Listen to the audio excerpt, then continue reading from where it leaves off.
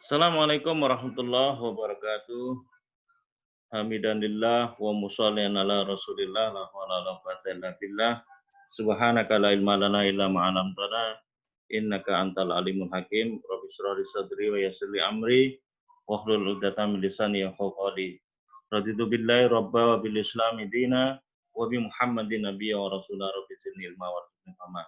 Para ustadz yang senantiasa dirahmati Allah Subhanahu wa taala serta para ustadzah yang juga senantiasa dirahmati Allah Subhanahu wa taala, para pejuang wakaf dimanapun antum semuanya berada. Alhamdulillah, pertama marilah kita panjatkan puji syukur kehadirat Allah Azza wa Jalla yang telah memberikan karunia kenikmatan kepada kita, wabil khusus nikmat iman dan Islam. Yang kedua, sholawat serta salam semoga senantiasa tertuju kepada junjungan kita baginda Rasulullah SAW yang telah memberikan teladan, yang telah memberikan contoh bagaimana kehidupan kita ini tertata. Alhamdulillahirrahmanirrahim, para ustadz yang dirahmati Allah Subhanahu wa taala serta ustadzah, para pejuang wakaf yang senantiasa sabar dan istiqomah untuk menjalankan berbagai strategi wakaf dalam hal edukasi dan akumulasi. Kita berjumpa lagi dalam kesempatan sharing digital fundraising yang kelima, menghadirkan satu pembicara yang luar biasa. Nanti akan kita coba eksplor beliau terkait dengan pengalaman beliau dan sharing beliau, referensi informasi berkaitan dengan strategi digital fundraising dari basically beliau sebagai digital marketer. Tapi langsung saja saya akan mencoba untuk men-share siapa beliau sebagai perkenalan di antara kita dari profil beliau yang saya kompilasi dari beberapa informasi digital, karena jejak digitalnya bisa kita peroleh di situ dari beberapa Google, informasi di Google. Wah, ini pencurian data digital nih. Nah, kan yang saya sampaikan ke jenengan kan sudah saya sampaikan langsung ini. Jadi ini tidak ngerasani dan tidak mencuri karena langsung diperoleh dari di hadapan beliau, saya presentasikan di hadapan beliau. Mas Pompi ini beliau sebenarnya terkenal sebagai pengelola smart kids ya, mengelola smart kids ini dengan digital, dengan pengelolaan secara digital. Beliau itu mengambil tema, awalnya saya mencoba untuk mengasih tema bagaimana pilihan guide digital asset atau membangun digital asset untuk kegiatan digital fundraising. Tema ini sebenarnya terinspirasi dari apa yang kemarin secara sepintas statement yang disampaikan oleh Ustadz Darminto sebagai head of digital fundraising Badan Wakaf Al-Quran. Idealnya kalau di antara kita ini bisa membangun koneksi mereka-mereka yang punya digital asset, yang sudah dikelola dengan berbagai networking yang sudah dimiliki, tentu ini menjadi sesuatu yang semakin memperkuat kegiatan reguler yang kita lakukan. Kegiatan reguler yang kita lakukan itu kan sebagaimana yang disampaikan oleh Joe kemarin, bagaimana menjaga konten dan konsistensi pengelolaan dari 3 konten utama yang dilakukan oleh Badan Wakaf Al-Quran yang selalu disiapkan oleh bagian marketing dari Badan Wakaf Al-Quran, yakni copywriting, visual post, dan video yang selalu dihadirkan. Nah, nampaknya ini akan menjadi pengayaan referensi di antara kita di tengah BWA mencoba mengistiqomahkan model tadi itu konten yang sudah ada profilingnya yang kemarin disampaikan oleh Ustadz Yatno, itu nanti akan digilirkan itu contoh dari digital fundraiser BWA yang diwakili oleh teman-teman dari cabang Surabaya, Mas Nasruddin itu, supaya nanti punya setidaknya nanti teman-teman yang lain itu bisa mengarah ke sana. Tapi tapi menurut saya juga penting untuk dapat informasi referensi yang berbeda. Nah, saat Mas Pompi ternyata ngasih judul yang lain, judulnya banyak closing gunakan funneling. Ya, nanti kita coba gali. Saya melihat sepintas yang dimaksud funneling itu apa. Nah, ternyata beliau ini saya tangkap dari apa yang dimaksud dengan funneling itu adalah sebuah upaya membangun closing itu secara bertahap dengan membangun sistem gitu loh. Ada awareness di situ, ada interest di situ, ada dedication di situ, decision itu, kemudian ada aksi. Jadi ini adalah sebuah tahapan sebetulnya. Secara sistematis nanti pada akhirnya kita bisa memetik hasil dari proses tahapan. Nanti biar nanti kita explore dari beliau. Nah, ini adalah profil yang saya sebut tadi dengan Smart Kit itu, beliau punya laman yang khusus untuk mengelola itu. Yang menarik adalah beliau punya sekitar 1.200 member ya. Saya tidak ngerti apakah ini sudah tambah atau enggak, tapi ini 1.200 member ini yang dikelola, dibangun komunikasinya secara sistematis sehingga beliau eksis di pengelolaan kegiatan yang beliau tekuni sekarang ini. Nah, beliau ini punya nama Pompi Saiful Rizal, ya benar tak? Ini namanya kan benar tuh, Pompi Saiful Rizal. Beliau prodi teknik elektro, jurusan teknik elektro. Nah, ini saya ambil dari identitas beliau. Masya Allah. Nah, ketika beliau menyusun sebuah tugas akhir namanya akses informasi. Sampai T aku ya. Biaya tagihan rekening listrik melalui SMS. Nah, ini kita bisa lacak jejak digital beliau. Ini yang menarik, beliau itu juga suka ini bikin YouTube ya, sesuai dengan passion beliau. Dan konon kabarnya beliau dalam urusan ini juga punya tim. Dan yang menarik di salah satu video beliau itu ada di kanan bawah itu ternyata ada kegiatan fundraising di situ, disebut di situ infak dakwah Bank Syariah Mandiri. Nah, ini menurut saya satu model yang beliau kelola di tengah kesukaan beliau membuat sebuah YouTube ya, dan beliau punya kanal akun YouTube untuk menginventarisir seluruh karya-karya video beliau. Nah, ini Pompi Saiful Channel namanya. Sekalipun sedikit beliau pernah kemarin menyinggung bahwa beliau juga punya cerita soal pengelolaan YouTube itu untuk dimonetisasi sekalipun sulit gitu ya. Nah, ini adalah salah satu jejak digital beliau membuat sebuah video di Cordoba, ini di Spanyol. Jadi beliau ini selalu punya kesempatan karena bisnisnya itu jalan-jalan ke Eropa. Kira-kira begitulah. Itu. Nah, beliau juga aktif untuk mengkampanye kegiatan-kegiatan beliau itu dengan workshop-workshop yang beliau selenggarakan. Jadi orang ini sistematis menurut saya bekerjanya, dia nggak sporadis, tapi dia membangun sebuah usahanya dia itu secara bertahap, tapi hasilnya nanti akan kelihatan karena dia nggak main-main dalam urusan kegiatan marketing yang dia tekuni. Semoga kita bisa mengambil hikmah sebetulnya dari perjalanan bisnis beliau untuk kita implementasikan untuk kegiatan-kegiatan filantropi kita, terutama di digital fundraising. Nah, kayak begini, beliau juga konsen untuk UKM ya, usaha kecil menengah, jadi beliau punya kepedulian. Nah, saya kira ini sepintas yang saya bisa gambarkan ke profil narasumber atau pembicara kita hari ini. Semoga nanti ini benar-benar bisa terwujud sebagai sebuah sinergi, karena ada titipan pesan tadi dari Ustadz Rohmadi. Orang ini sudah ditembak untuk jadikan busernya BWA, tapi sampai sekarang masih belum closing. Nah, ini saya juga bisa memperpanjang lidahnya Ustadz Rohmadi. Semoga dengan forum ini nanti bisa terbentuk sebuah sinergi. Beliau ini tidak hanya sekedar mikirin profit, tetapi juga mikirin benefit untuk kegiatan sosial yang insya Allah kemaslahatannya nanti bidunya ilal akhirah. Monggo, saya serahkan kepada Bro Pompi Saiful. Assalamualaikum warahmatullahi wabarakatuh. Waalaikumsalam warahmatullahi wabarakatuh. Bismillahirrahmanirrahim. Assalamualaikum warahmatullahi wabarakatuh. Alhamdulillah, alhamdulillahilladzi arsala rasulahu bil haqqi liyudhhirahu 'ala dini kulli walau karihal musyrikun. Allahumma shalli ala sayyidina Muhammad wa ala ali sayyidina Muhammad wa ala sahbihi wa tabi'allahu limin amma ba'd. Wah, selamat pagi teman-teman di Badan Wakaf Al-Quran dimanapun berada. Saya lihat ini dari seluruh Indonesia ya. Ada teman-teman semuanya di sini.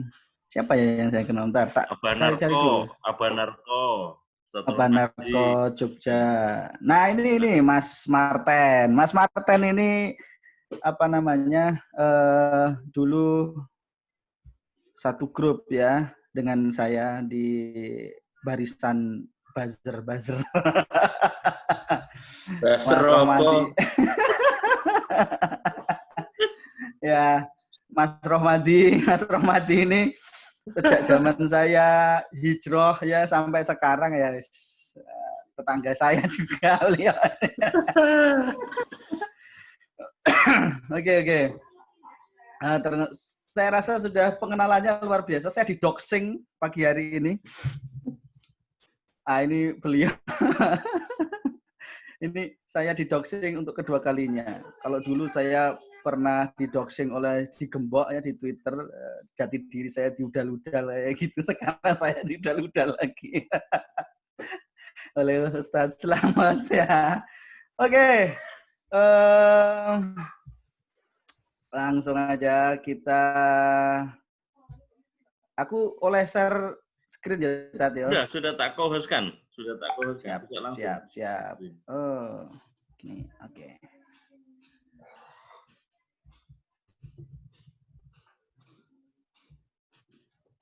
Oke. Pagi hari ini saya akan sedikit bercerita tentang sharing ya. Teman-teman di sini juga saya rasa juga bukan orang-orang pendatang baru, juga banyak sekali yang saya lihat di sini juga sudah mempunyai aset-aset digital, sudah terjun ke dunia digital marketing yang panjang juga. Ya, pagi hari ini kita sharing-sharing aja ya. Apa yang saya lakukan, seperti apa nantinya mungkin bisa jadi insight, jadi inspirasi ke teman-teman BWA untuk semakin melesat di walaupun di masa pandemi ini. Oke, saya rasa saya udah nggak usah perkenalan lagi ini, udah dikenalin dengan panjang kali lebar oleh Ustadz Slamet ya. Tapi ini sedikit saya perkenalan resmi lah ya.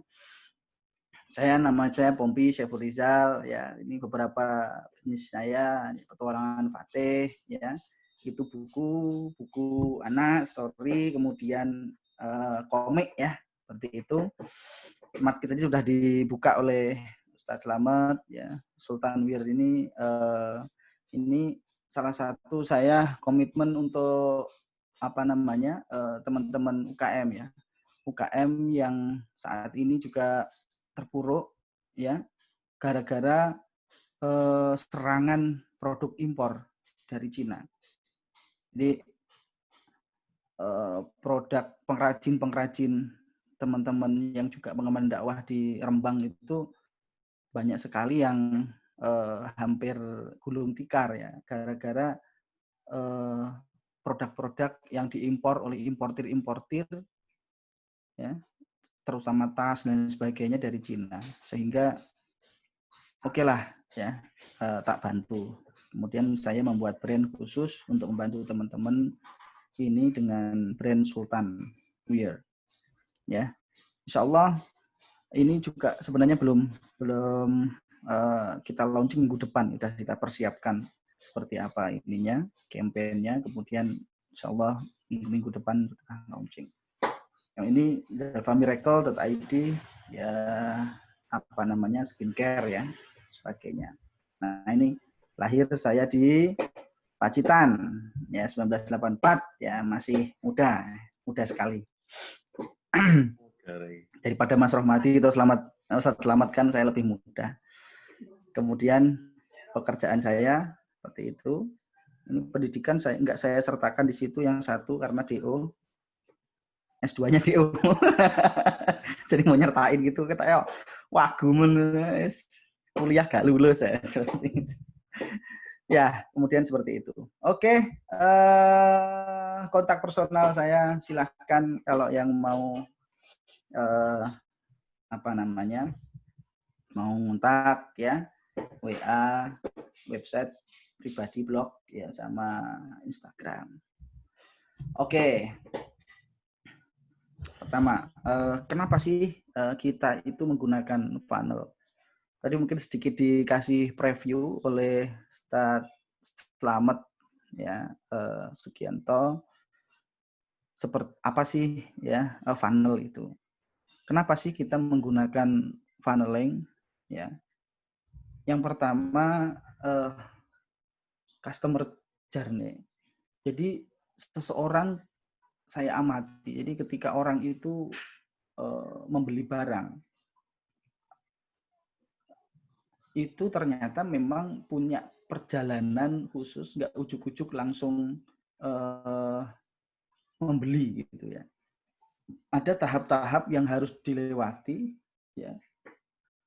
Perjalanan seorang pembeli itu dari yang sebelumnya itu nggak tahu produknya itu apa, sampai kepada dia itu action memutuskan untuk oke, saya beli. Nah, ternyata ada sebuah tahap-tahap yang membuat seseorang itu memutuskan untuk membeli sebuah barang. Dari yang pertama, oh ada toh produk ini, itu kan ya. Kemudian yang kedua, oh produk ini seperti ini, fiturnya, oh itu, fungsinya ini. Nah, ketika, wah ternyata saya butuh ya buku ini. Mahal sih, tapi kayaknya ini penting untuk dibeli. Ya akhirnya ketika kita adakan tawaran, offer yang tidak bisa ditolak, akhirnya seseorang itu memutuskan untuk beli. Bahkan kalau kita misalnya pandai di dalam menyusun sebuah funnel, seberapapun mahalnya produk kita, itu akan tetap dibeli. Ya, semahal apapun. Nah, ini kan mungkin kalau kenapa saya ambil tema funneling, mungkin teman-teman BWA juga cocok karena yang dijual itu surga. Itu kan mahal banget kan, seperti itu. Nah, kemudian fungsinya funnel, kenapa sih? Ya, yaitu untuk mengubah traffic temperatur. Kalau bahasa sederhananya mungkin market ya, mengubah market dari macam apa? Dari cold ya, warm, kemudian hot. Dari cold itu misalnya dingin, artinya di situ market ya belum tahu apa-apa tentang produk yang mau dijual. Gimana nih ya caranya untuk menghangatkan market, yaitu dengan menggunakan awareness ya, bahwa oh ada produk ini tadi itu. Ya, dari awareness kemudian menjadi hangat marketnya, kemudian bagaimana caranya untuk menjadi hot agar ketika kita lempar produknya itu langsung diserbu. Ya. Kayak gitu. Nah, yang ketiga, kenapa sih kita menggunakan funnel? Untuk mengoptimalkan omset penjualan. Ya. Artinya apa? Ada kalau Russell Brunson itu menjelaskan tentang funneling ini, sebenarnya ujung-ujungnya itu adalah upselling. Upselling itu apa? Ya. Ya.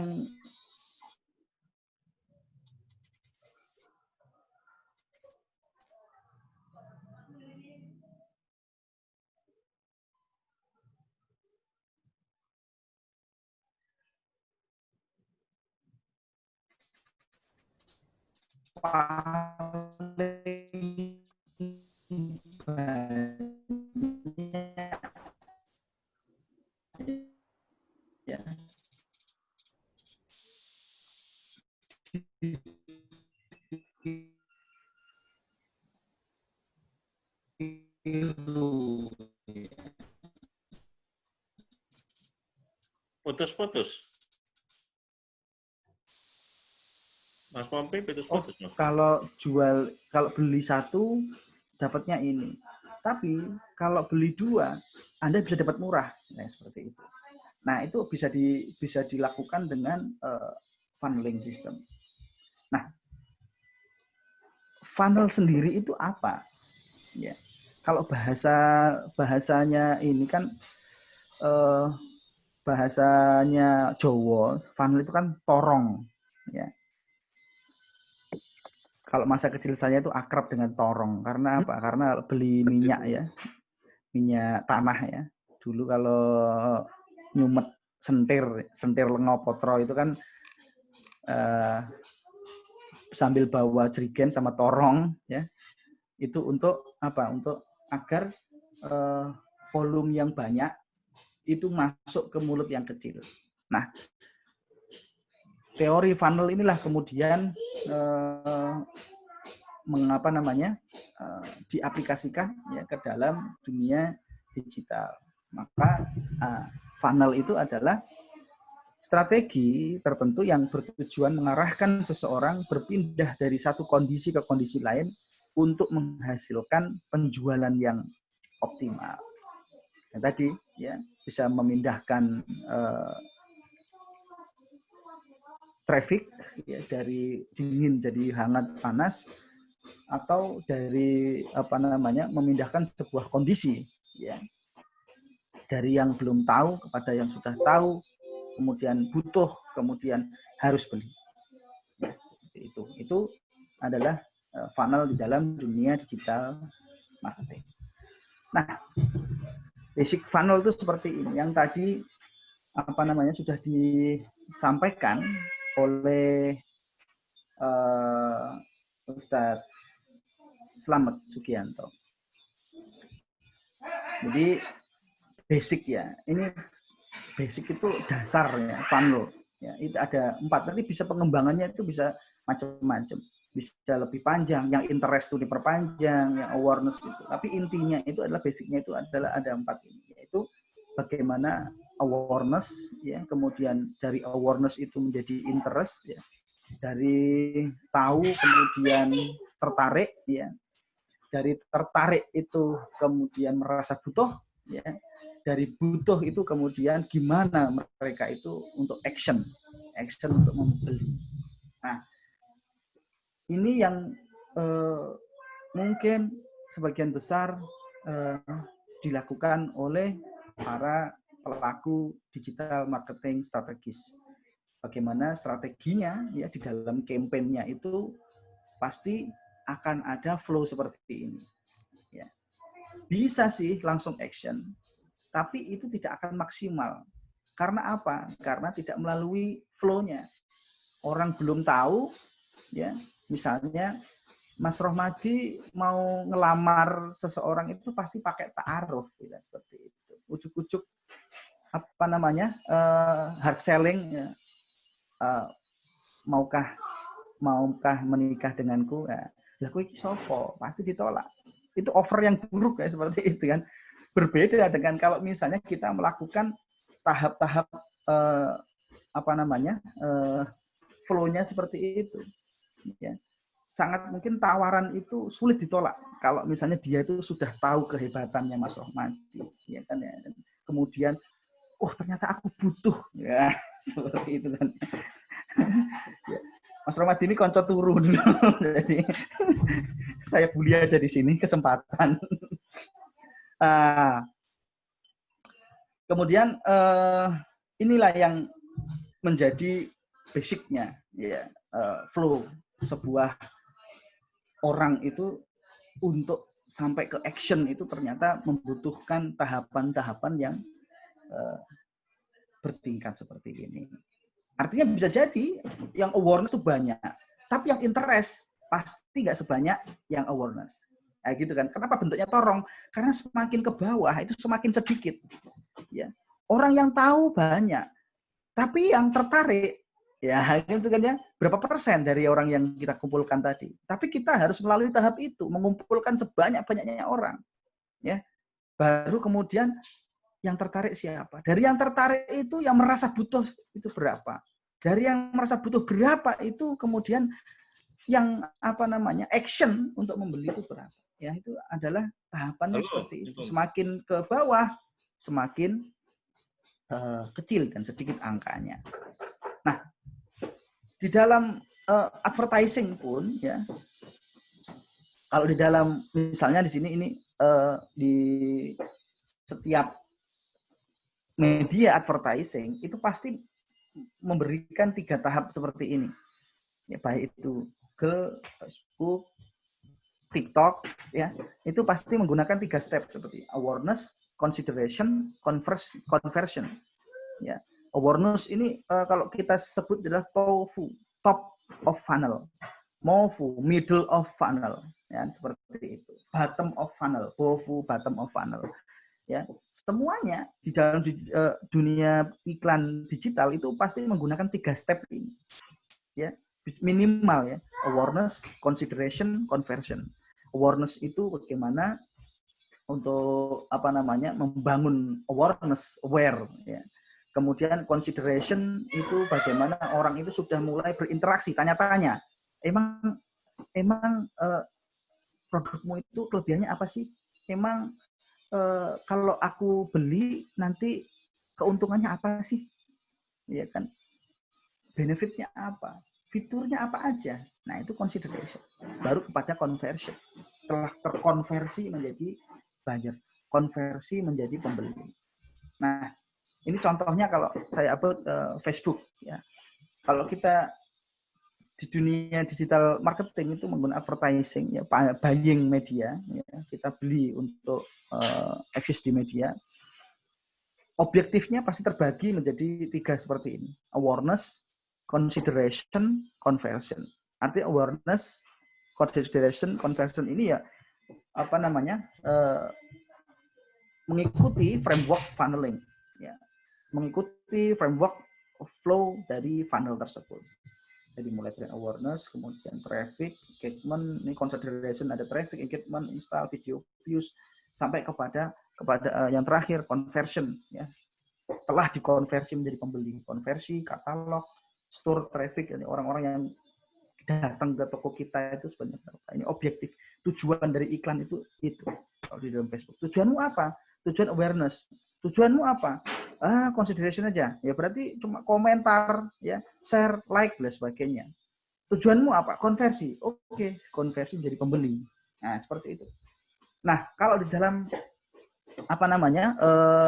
sales funnel ya berupa email, ya ini email itu sales funnel yang paling pertama sebelum sosial media dan sampai sekarang pun banyak digunakan ya. Bagaimana email itu bekerja untuk mengkonversi orang ya, yang tertarik menjadi pelanggan. Nah, seperti itu. Ada orang ketika mengunjungi sebuah ketika orang misalnya googling masuk ke sebuah halaman, kemudian di halaman itu ada sebuah copywriting ya, sales page yang di dalamnya itu ada kita memasukkan nama kita, email kita. Ketika masuk emailnya ya, langsung masuk ke database, masuk ke autoresponder mesin email otomatis, langsung kemudian dikirimi email pertama perkenalan, dikirimi email kedua tentang awareness, dikirimi email ketiga pengenalan produk, dikirimi email keempat bonus bonus diskon promo dan sebagainya. Barulah kemudian akhirnya ini kalau mau beli closing ya. Nah, sequence-nya seperti itu, Nah, urutannya seperti itu. Kalau di dalam email seperti itu, email marketing. Nah, kalau di dalam e-commerce pun sama seperti itu. Dari iklan, kemudian dia itu dari iklan mungkin banyak yang nggak tertarik, tapi ada yang tertarik kemudian karena iklannya bagus, copywriting-nya bagus. Jadi copywriting itu bisa berada di depan, bisa untuk konversi. Ya. Di depan itu untuk menarik, konversi itu untuk mengubah dari yang tertarik menjadi pembeli.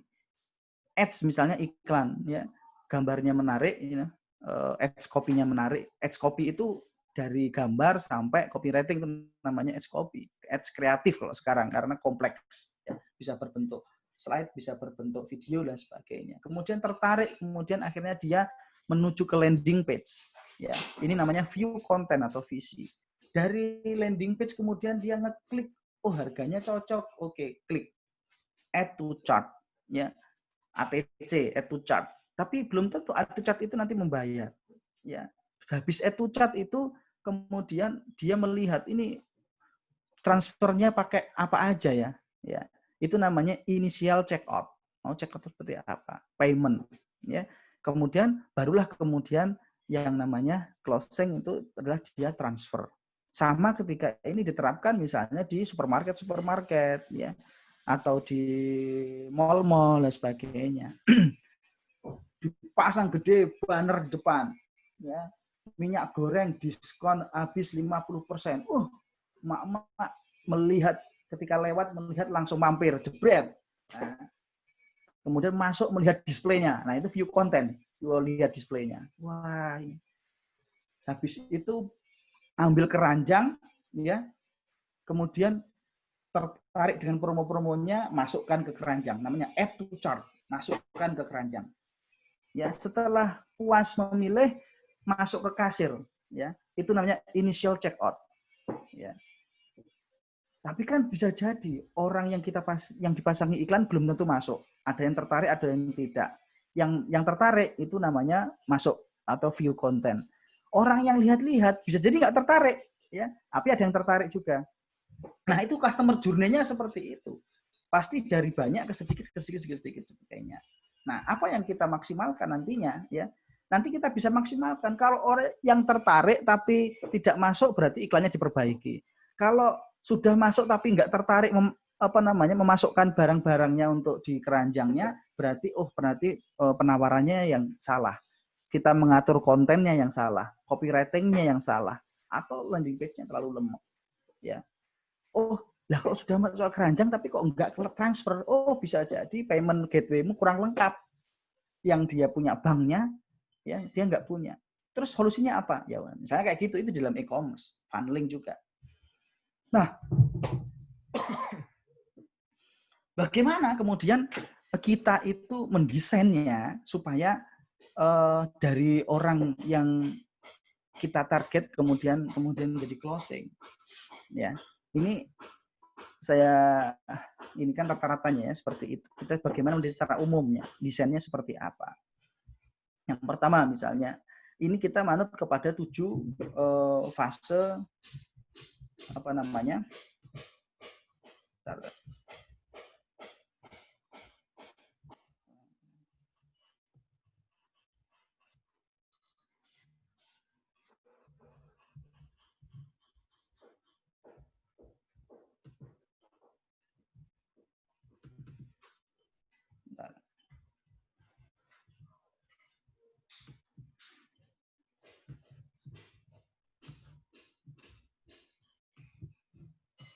Ini nutupi apa namanya, bannernya tutupi. Oke. 7 fase di dalam mendesain funneling. Yang pertama, attract the traffic. Gimana kita itu ngumpulin orang sebanyak-banyaknya ya, ke dalam corong kita. Iya kan? Nah itu. Terus pokoknya kita bikin event apa, kita bikin apa, entah itu iklan, entah itu apapun yang gimana caranya bisa mendatangkan sebanyak-banyaknya orang. Ya. Yang kedua, kalau sudah datang, itu di-capture. Artinya capture apa? List building. Jangan sampai orang yang datang itu kemudian tidak masuk ke database kita. Di-capture database. Ya. Yang kedua, kemudian setelah capture, kemudian bagaimana prospek itu untuk kita edukasi. Ya. Nah, kemudian setelah kita edukasi melalui apa namanya step-step awareness tadi itu, step-step edukasi, step-step apa namanya, kalau sudah ini kasih ini, kalau sudah ini kasih ini, biar orang itu dari yang belum tahu jadi tahu, orang itu dari yang tidak butuh menjadi butuh, ya. Wah, ternyata apa namanya, kalau saya mati itu nantinya itu apa sih yang saya menjadi bekal? Misalnya kayak gitu, harus ada muncul pertanyaan seperti itu. Tahu bahwa hidup itu ya harus ada yang jadikan bekal. Nah, makanya orang kemudian, wah iya, wakaf itu menjadi salah satu cara untuk gimana supaya amal atau harta kita itu tetap utuh, ya, bisa kita unduh kelak kita setelah tiada.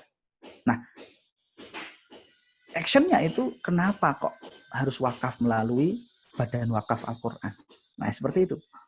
Harus ada why-nya, ya, why, mengapa? Ya. Nah, itulah yang namanya nanti kepada convert sales. Nah, kemudian tidak hanya sampai situ. Ya. Ini yang nantinya itu setelahnya ini itu harus kita beri kepuasan pelayanan. Ya. Nah, ini trupsnya BWA trupsnya itu nanti bisa nggak memberikan sebuah layanan yang apa ya, di atas ekspektasinya. Wah, seperti itu, di atas ekspektasi. Ya, entah itu bagaimana dia pandai bertutur kata, entah itu tentang kepuasan pelayanannya, ya, entah itu apa namanya, kepuasan itu dari ternyata wakaf saya sudah diserahkan, wakaf saya ke sana, setelah diwakafi ternyata desa yang dulunya nggak ada Al-Quran misalnya sekarang jadi bisa baca tulis Al-Quran semuanya. Nah, itu kan tentang kepuasan. Dulunya yang desa kekeringan sudah kita bantu, punya sumber air yang layak, dan sebagainya. Nah, bagaimana mendelivery itu kepada para wakil? Itu yang namanya kemudian orang-orang itu mengenamakan customer relationship management. Gimana merawat orang-orang yang sudah melakukan pembelian ke sana. Nah, setelah itu kemudian cross ya atau upsell. Produknya apa aja nih selain produk Al-Quran? BWA ini produknya apa aja? Ya, kalau yang sudah beli misalnya, yang sudah wakaf Al-Quran, tawari apa lagi?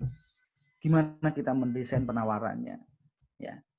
Nah, setelahnya kemudian bagaimana seorang wakif tadi itu berubah menjadi orang yang mau mereferensikan kepada kolega-koleganya. Ini yang namanya revolta. Kalau nggak puas di depannya, ya nggak mungkin dia mereferensikan. Ya. Padahal menurut penelitian bahwa data itu ya referensi itu closing rate-nya tinggi. Ya. Saya lebih percaya kepada orang-orang dekat saya yang mereferensikan daripada orang yang jualan itu berkata. Pasti mereferensikan. Ya. Apalagi orang-orang yang dia rujuk dalam berbagai macam pendapat. Nah, makanya kalau mereferensikan, referensi. Jadi intinya itu gimana supaya orang itu puas. Begitu puas, pasti dia itu akan mereferensikan. Nah, itu ya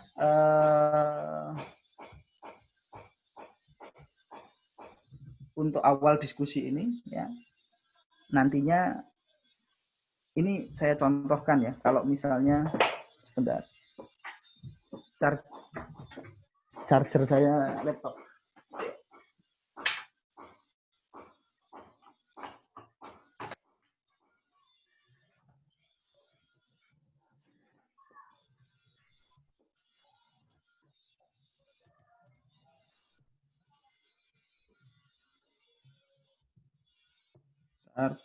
Saya buka slide lain.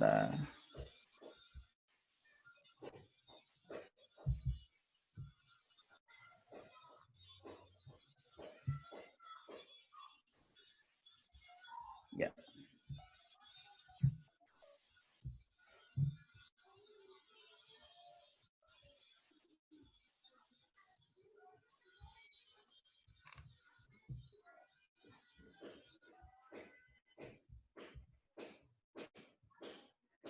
Ya misalnya saya pernah juga ini yang sekarang bagaimana funneling ini untuk rekrutmen misalnya. Ya. Bagaimana seseorang itu dari orang umum menjadi pengemban dakwah misalnya kan seperti itu. Ini beberapa ini sudah saya uji coba. Tapi ini enggak seluruhnya saya tampilkan ya. Nah, ya. Ini contohnya ini funneling itu seperti ini. Jadi kalau di dalam ini ya, ininya seperti ini, flow-nya. Apa sih yang akan kita berikan untuk awareness? Apa sih untuk interest-nya seperti apa dan sebagainya. Ya, sehingga bisa langsung pada action. Nanti teman-teman bisa menyusun ya gimana untuk menyusun apa namanya dari awal kemudian apa sih step-step itu yang akan dilakukan sampai kepada apa namanya closing. Gitu. Itu penerapan funneling di dalam dakwah. Kalau di dalam wakaf kemarin saya itu apa namanya ketika diminta untuk sharing di situ, saya pertama kali respon saya apa? Wah, saya itu nggak pernah terjun ke dunia filantropi. Jadi saya itu yang saya bagi apa? Saya itu mudengnya cuma dodolan kayak gitu kan.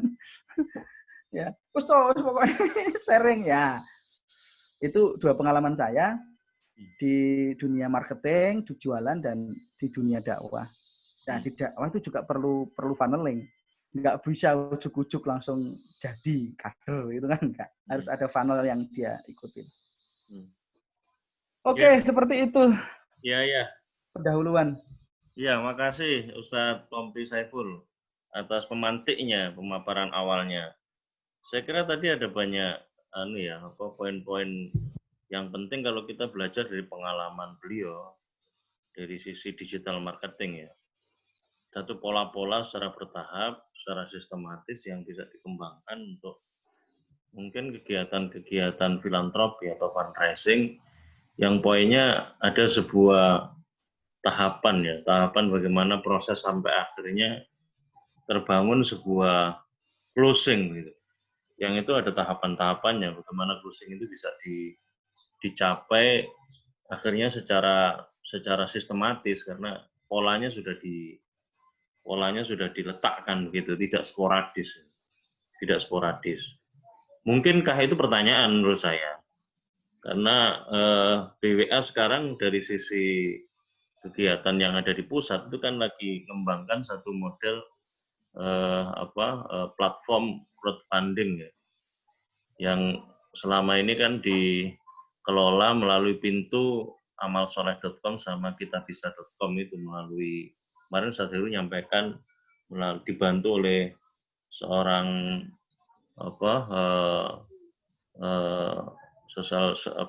penggiat sosial media Mas Dirga itu.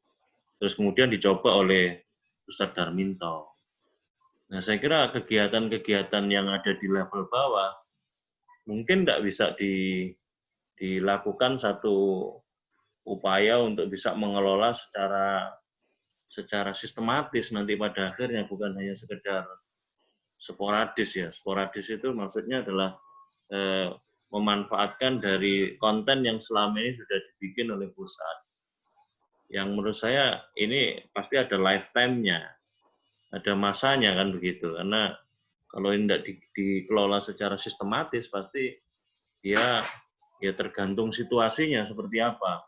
Padahal sebetulnya yang namanya mat'u ini, mat'u dakwah ini, istilahnya begitulah, objek kegiatan fundraising kita ini kan butuh maintenance, butuh macam-macam.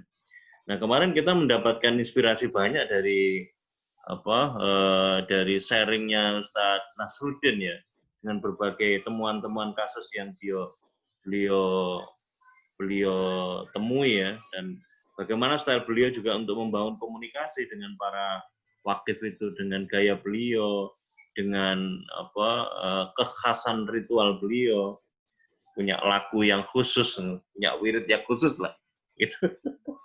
Punya wirid yang khusus dan punya pendekatan yang khusus dengan kearifan lokal, pakai bahasa Jawa, bahkan Ustaz Nasruddin kemarin menyampaikan bahwa tidak semua copywriting yang disuplai dari pusat itu diadopsi oleh dia. Dia modifikasi separuhnya untuk konten yang dia create sendiri gitu. Dia create sendiri. Nah, kalau kita belajar dari Mas Pompi ini, Ustaz Pompi ini kan membangun sebuah digital fundraising yang bisa kita adopsi dari beliau ya. Dari pengalaman digital marketingnya itu adalah membangun sebuah, mungkin tidak bisa mengelola sebuah digital fundraising di tingkat cabang sampai akhirnya tersistem itu, terkelola secara ya pekerjaan itu akan menjadi mudah pada akhirnya karena sudah ditata sejak awal itu dengan penataan yang sistematis gitu, dengan manajemen yang sistematis juga, sehingga gayung bersambut ini antara apa yang dilakukan oleh pusat dengan apa yang dilakukan cabang itu semakin memperkuat gitu. Di cabang pun itu tidak hanya sekedar menjalankan saja, tetapi dia sudah menyusun satu pengelolaan yang memang tersistem gitu. Nah, ini yang mungkin menarik untuk bisa dipikirkan sehingga akhirnya lifetime-nya itu bisa panjang gitu. Masa kegiatannya itu bisa panjang di pusat. Ya, di cabang-cabang, karena cabang-cabang itu melakukan sesuatu yang memang terencana, terukur gitu ya, sesuai dengan suatu pengelolaan yang memang benar-benar berbasis pada sebuah perencanaan yang sistematis, operasionalisasi yang sistematis juga.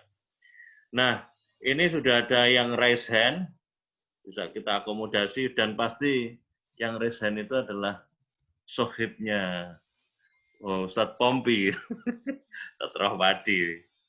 Monggo Ustadz Rahmadi, bisa menyampaikan. Ya, bismillahirrahmanirrahim. Assalamualaikum warahmatullahi wabarakatuh. Luar biasa ya, bagus sekali tadi dari Ustadz Pompi yang sudah menyampaikan, menularkan ya ilmunya kepada rekan-rekan semua. Mungkin dan insya Allah dalam waktu dekat ini Ustadz Pompi akan backup BWA ya untuk fundraisingnya, insya Allah. Mudah-mudahan. Pakai jejaring asetnya beliau. Oh iya, tentu. Ya, udah saatnya. Ya, saya hanya ingin menambahkan fakta ini, jadi ke Ustadz Pompi, bahwa memang BWA ini kan baru melangkah ke digital ini memang karena keterpaksaan COVID ini mau nggak mau harus berpindah. Kalau sebelumnya itu kan masih presentasi dari masjid ke masjid, kantor ke kantor, kemudian buka gerai di stasiun, di kantor-kantor, di masjid dan sebagainya ini. Nah, memang ini tidak mudah di tim kami saja, kayak di yang Semarang ini kan mereka untuk yang online ini masih sangat buta, jadi masih nabrak-nabrak. Saat ini dari 4.000 data wakif itu setelah kami filter itu hanya ada sekitar 2.000 yang itu ada nomor WA-nya. Nah, sehingga teman-teman itu untuk memprospek wakif itu baru mengandalkan dari WA.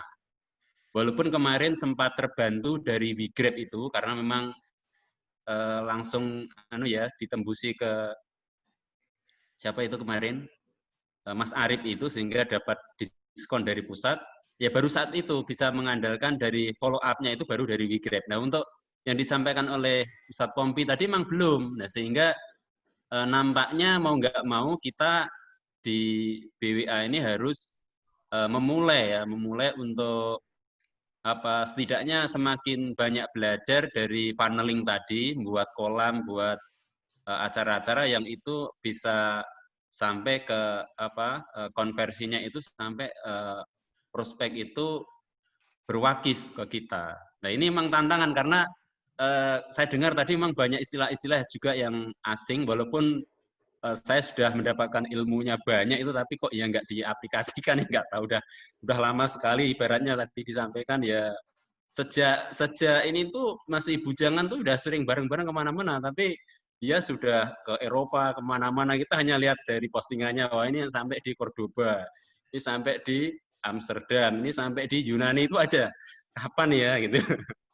Kapan ya kita ketularan itu. Nah, mudah-mudahan ini awal di khususnya di filantropi di BWA untuk saya yakin ini baru perkenalan, Ustaz Salam. Ini baru perkenalan Ustaz Pompi ini. Iya. Masih banyak sekali ilmunya yang itu luar biasa. Ini baru ujung kukunya aja belum ada ini. Dia Jadi masih banyak sekali yang belum dibuka di sini karena Ustaz Pompi masih ini ya melihat ini kira-kira BWA ini serius enggak ke online ini. Mungkin ini sekedar apa ya, ngudoroso ya. Sharing aja. Di sini juga ada Ustadz Martin ini yang sudah beberapa kali ketemu sama Ustadz Pompi ini. Ustadz Martin buat bersuara gitu ya. Dan yang lain ada Ustadz Husen juga, Gresik, dan yang lain. Gitu Ustadz Abdul Salam. Ini bukan pertanyaan, tapi apa ya, tadi memaparkan saja. Terima kasih. Iya. Makasih Ustadz Rahmadi. Saya komentari dikit ya. Iya, monggo. Jadi gini, apa namanya, dari yang pertama tadi Ustadz Slamet. Yeah. Apakah ini bisa diterapkan di cabang? Justru saya memilih tema ini adalah sangat bisa diaplikasikan di cabang. Yang pertama, bagaimana ya cabang itu konsisten membuat systemizing event-event yang menarik orang dari berbagai digital market. Maksudnya ya, event digital. Event digital. Iyalah. Masa kita sewa hotel, kita ngomong digital ya. Ya macam-macam. Misalnya bisa Zoom minar ya.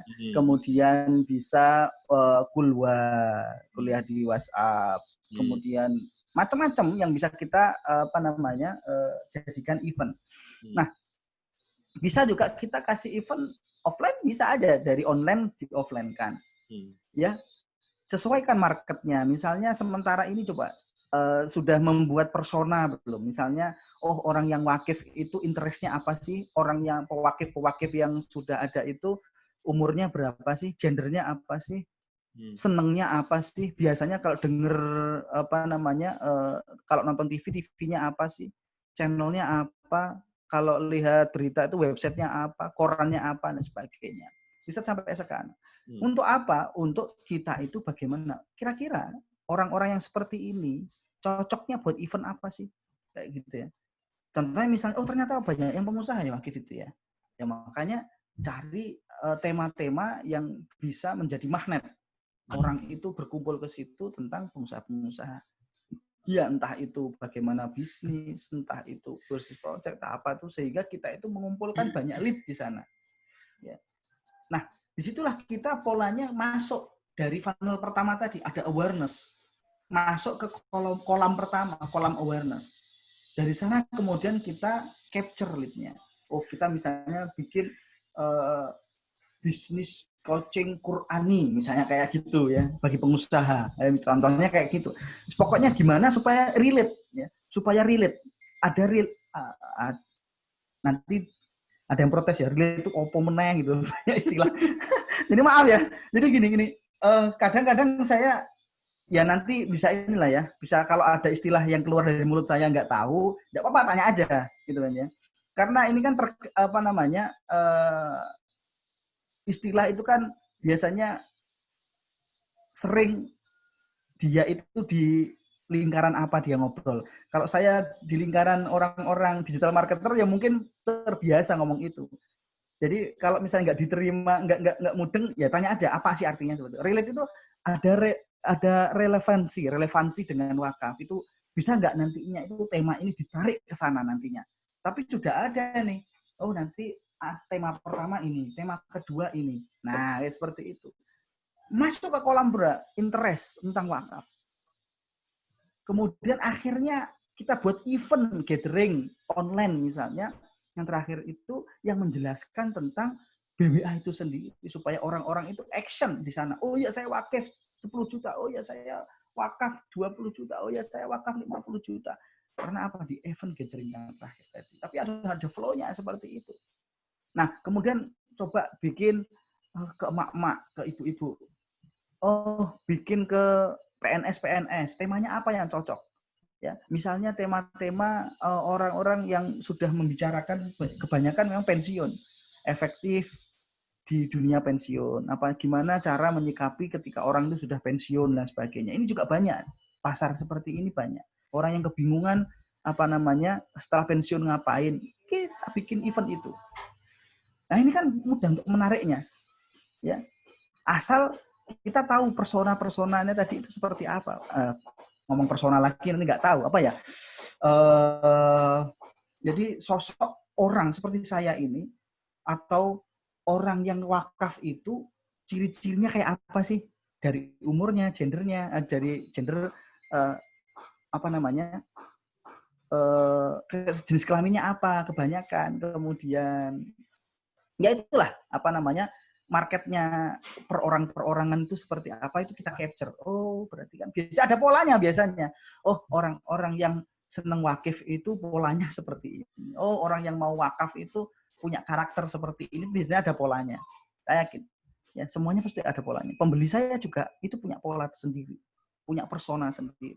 Kalau saya misalnya jual produk 7 juta, buku misalnya set ensiklopedia, apa yang saya lakukan? Pertama kali juga jual seperti itu. Yang pertama kali bagaimana menggrab orang-orang yang konsen, tertarik dalam dunia parenting. Ya, saya bikin event, kuliah WhatsApp, webinar tentang parenting. Supaya apa? Supaya ada awareness tentang perlunya kita perhatian kepada keluarga dan generasinya. Dari situ kemudian ada kesusahan orang itu mendelivery konten-konten edukasi. Akhirnya aku butuh alat, butuh tools untuk sekarang ini home education misalnya. Orang-orang sekolahnya di rumah. Kalau di rumah hambatannya pasti ada HP. Nah, untuk melawan anak-anak itu supaya nggak kecanduan HP apa? Saya bikin itu. Akhirnya closing ke sana. Ada flow-nya. Kalau ditawari langsung, Bu, saya jualan buku, harganya 7 juta. Silahkan. Pasti, apa perlunya saya untuk membeli buku itu? Kalau saya beli buku itu, manfaatnya buat saya apa? Kan nggak langsung seperti itu. Makanya butuh flow. Butuh funneling. Sama kayak dakwah juga kayak gitu.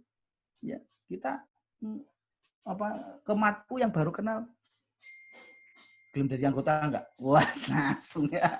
Enggak closing. Ada flow-nya, ya. Ada umum. Kalau orang-orang umum itu dikasih materi apa? Yang umum-umum, ya akidah dan sebagainya. Setelah itu ini. Setelah ini itu. Setelah ini itu dan sebagainya. Ada flow-nya. Di kolam ini nanti kasih materi ini. Di step ini kasih materi ini. Step ini, materi ini. Akhirnya closing. Kayak gitu. Itu sangat bisa sekali di perlu untuk digital marketing itu pola yang baku yang bisa diimplementasikan untuk konteks fundraising ya. Misalnya begitu ya. Bisa ya? Bisa begitu ya. Karena gini, sosial media salah satu alat untuk mendelivery traffic ya, untuk orang itu datang, itu akan terus berubah. Makanya yang kita pelajari itu adalah konsepnya. Justru yang paling penting. Suatu saat tidak ada Facebook, suatu saat tidak ada YouTube, suatu saat berganti TikTok, ya misalnya. Nggak ada WA. Nggak ada WA. Iya, artinya apapun channelnya, apapun toolsnya, kalau pasti konsepnya sama digital itu. Jadi ketika berganti yang ngetren, dulu Twitter misalnya, sekarang dulu Facebook, sekarang YouTube, dari YouTube kan. Nah, itu istilahnya kan sama saja sebenarnya. Kita sosial media itu untuk gunakan untuk edukasi dan menggrab traffic. Artinya traffic itu mendatangkan banyak orang. Mendatangkan orang, mengetahui orang ya, seperti.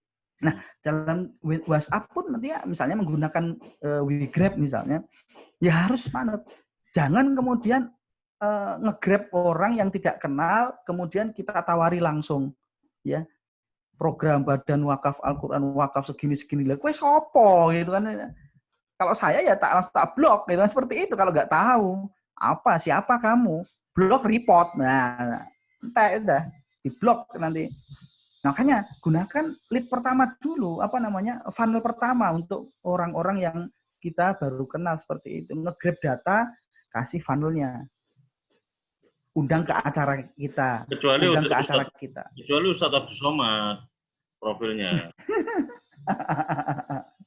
Itu. Ya. Dan Jadi kan saya lihat apa yang dilakukan oleh BWA di cabang itu kan ada dua ya. Pendekatan profiling oleh Ustadz Nasruddin yang diampu oleh Ustadz Yatno itu, nanti dengan model profiling itu bisa diduplikasi langkah-langkah case by case yang dilakukan oleh Ustadz Nasruddin itu. Yang kedua, saya kira yang perlu dipikirkan apa yang tadi disampaikan oleh Ustadz Pompi bahwa ada perlu profiling system ya, untuk bisa membuat kolam-kolam sesuai dengan flow yang tadi dijelaskan. Flow funneling tadi yang dijelaskan oleh Ustadz Pompi itu supaya itu nanti memang ya ini kan ada masanya misalnya menanam benih kan gitu. Terus kemudian merawat, lalu kemudian manen. Itu kan sesuatu yang menurut saya secara alamiah, secara bertahap pasti akan ujungnya ke sana. Kecuali kalau langkah-langkahnya itu sporadis terus. Kalau sporadis terus itu pasti nanti ya kesel gitu loh. Kesel. Ya engkau mesti ada lifetime-nya itu, ada lifetime-nya. Apalagi tadi yang ditekankan berulang kali oleh Ustadz Pompi itu adalah konsepnya dulu yang harus dipahami soal teknik, mau adaptif untuk kanal satu jenis medsos tertentu, WA atau apa, nggak ada masalah, itu nanti keniscayaan zaman lah, fluktuasi dari setiap teknologi yang berkembang, tetapi konsepnya dulu yang harus benar-benar dipahami oleh teman-teman, sehingga cabang itu keberadaannya dia menjadi supporting system gitu kan. Dia bukan menjadi yang gandol saja gitu loh, tapi dia menjadi satu yang pilar yang menjadi penopang dari kekuatan pusat yang lagi membangun platform crowdfunding yang lebih lagi yang bisa mengampuh dari digital aset yang tadi itu dimiliki oleh cabang-cabang. Nah, memang kalau untuk Ustadz Rohmadi, kepentingan jangka pendeknya itu adalah gandeng Ustadz Pompi ini menjadi buzzer gitu loh, dengan networking dengan digital aset yang dimiliki oleh Ustadz Pompi itu tanpa mengurangi hormat terhadap beliau ini, akhirnya ada nyatanya, ada modelnya gitu loh, sehingga Ustadz Rohmadi itu nanti bisa menjadi pilot project gitu loh. Pilot project untuk Semarang, networking dengan digital asset yang sudah dimiliki oleh Semarang, itu bisa jadi proyek percontohan. Oh, gitu loh, modelnya pengelolaan yang modelnya adalah sinergi dengan orang yang punya digital asset. Macam begini, kan polanya kan ada dua kemarin, kalau saya tangkap itu. Yang pertama, mewujudkan digital asset ya dengan satu embrio yang dilakukan oleh cabang. Yang kedua menurut saya cara yang revolusioner adalah menggandeng orang yang punya digital asset. Maka carilah orang-orang seperti Ustadz Pompi ini di daerah-daerah cabang-cabang masing-masing ini, supaya beliau ini bisa digeret untuk ikut kegiatan fundraising BWA kita, gitu, Badan Wakaf Al-Quran kita ini. Nek iso ning Eropa beberapa kali, menurut saya, nah ini nek ngarani gimana caranya bisa gandeng orang-orang yang tadi itu ada 100.200 member ya, punya antum nih ya di Smart Kids itu ya, berapa itu jejaringnya? Ada 2.000 reseller. Nah, 2.000 reseller, itu 2.000 reseller kekuatannya beliau ini. 2.000 reseller itu, satu reseller itu dia punya lagi itu, punya jejaring lagi itu. Wah, itu luar biasa sekali kalau itu bisa deal ya. Deal antara Ustadz Rohmadi dengan Ustadz Pompi Saiful untuk proyek keumatan. Nah, ini bisa jadi proposalnya belum disiapin sama Mas Darminto Suweneram. Kira-kira begitu lah. Monggo teman-teman, ada yang mau respon teman-teman? Ada Ustadz Husen, Abah Narko, Ustadz Martin, monggo. Sudah saya unmute ini, sudah tak kasih ruang untuk unmute. Silakan. Ustadz Martin, silakan Ustadz Martin. Ustaz Abu Dikri, silakan.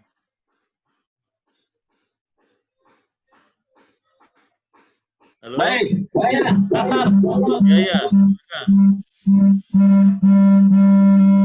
Mendengung suaranya antum. Oke, Ya, silakan. baik. Ini sebenarnya apa istilahnya? Masukan aja sedikit ya. Luar biasa apa ini sampai yang Satpompi. Jadi Satpompi ini saya kenal cukup lama ya, walaupun secara offline itu baru beberapa bulan yang lalu saya bertemu beliau, tapi dari perjalanan ya bisa jadi perjalanan hidup beliau lah saya kenal dekat dengan beliau. Jadi beberapa kali bertemu terus disampaikan bagaimana selama ini beliau mengelola bisnis dan luar biasa ya. Bahkan sampai dapur-dapur dapur-dapur apa istilahnya bisnisnya itu disampaikan ke kami ini. Jadi saya tidak ragu istilahnya dengan Satpompi dan beliau orang yang tepat kalau memaparkan terkait dengan internet marketing ini. Nah, yang jadi persoalan adalah ini sebenarnya kalau saya sendiri punya pendapat, apalagi kalau mau dikaitkan dengan BWA ya, ini harus di apa istilahnya, harus menjadi pembicaraan di